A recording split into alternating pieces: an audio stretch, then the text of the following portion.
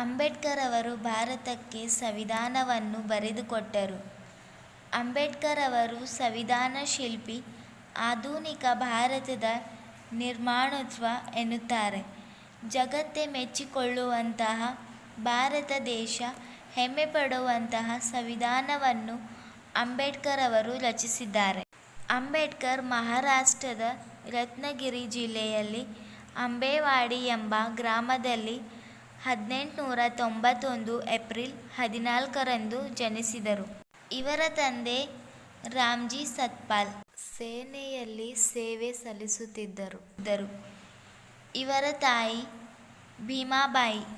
ಪ್ರೌಢಶಾಲೆಯಲ್ಲಿ ಅಂಬೇಡ್ವಾಡಕರ್ ಎಂಬ ಉಪಾಧ್ಯಾಯರು ಅಂಬೇಡ್ಕರ್ ಹೆಸರನ್ನು ಭೀಮರಾವ್ ರಾಮ್ಜಿ ಅಂಬೇಡ್ಕರ್ ಎಂದು ಮರುನಾಮಕರಣ ಮಾಡಿದರು. ಅಂಬೇಡ್ಕರ್ ಮೂಲತಃ ವಕೀಲರು. ಅಸ್ಪೃಶ್ಯತೆಯ ಕಾಯ್ದೆಯನ್ನು ಜಾರಿಗೆ ತಂದರು. ಸಮಾನತೆಗಾಗಿ ದುಡಿದರು.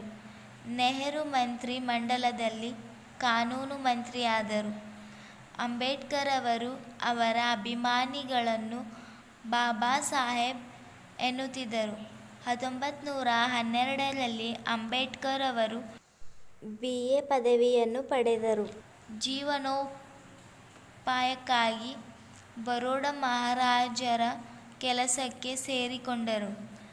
ಇವರ ಶ್ರದ್ಧೆ, ಕರ್ತವ್ಯ ನಿಷ್ಠೆ ನೋಡಿ ವಿಶೇಷ ತರಬೇತಿಗಾಗಿ ಅಮೆರಿಕಕ್ಕೆ ಕಳುಹಿಸಿದರು. ಅಲ್ಲಿ MA ಹಾಗೂ PhD ಪದವಿ ಪಡೆದು ಭಾರತಕ್ಕೆ ಹಿಂದಿರುಗಿದರು. 1920ರಲ್ಲಿ ಲಂಡನ್ಗೆ ಹೋಗಿ ಬ್ಯಾರಿಸ್ಟರ್ ಪದವಿ ಪಡೆದು ಬಂದರು. 1948 ನವೆಂಬರ್ 4ರಂದು ಸಂವಿಧಾನದ ಕಂಡು ಪ್ರತಿಯನ್ನು ಮಂಡಿಸಿದರು. ಅಂಬೇಡ್ಕರ್ ಅವರನ್ನು ಭಾರತದ ಸಂವಿಧಾನದ ಮೂಲಪುರುಷ, ನಿರ್ಮಾತೃ ಎಂದು ಕರೆಯುತ್ತಾರೆ. 1951ರಲ್ಲಿ ಕಾನೂನು ಮಂತ್ರಿ ಪದವಿಗೆ ರಾಜೀನಾಮೆ ನೀಡಿದರು. 1956 ಅಕ್ಟೋಬರ್ 14ರಂದು ಬೌದ್ಧ ಧರ್ಮ ಸ್ವೀಕರಿಸಿದರು. 1956 ಡಿಸೆಂಬರ್ 6ರಂದು ವಿಧಿವಶರಾದರು.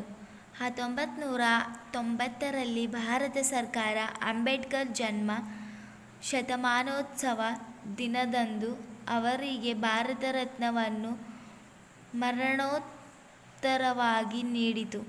ಪ್ರತಿ ವರ್ಷವೂ ಏಪ್ರಿಲ್ 14ರಂದು ಅಂಬೇಡ್ಕರ್ ಜನ್ಮದಿನವನ್ನಾಗಿ ಆಚರಿಸುತ್ತಾರೆ. ದೇಶದಲ್ಲಿ ಮೇಲು ಕೀಳು ಎಂಬ ಭಾವನೆ ತೊಲಗಲು ಹಗಲಿರುಳು ದುಡಿದ ಮಹಾತ್ಮರು ಇವರು. ಈ ದೇಶದ ಆಸ್ತಿ. ಅವರ ತತ್ವಗಳನ್ನು ಗೌರವಿಸುವುದೇ ನಮ್ಮ ಕರ್ತವ್ಯ.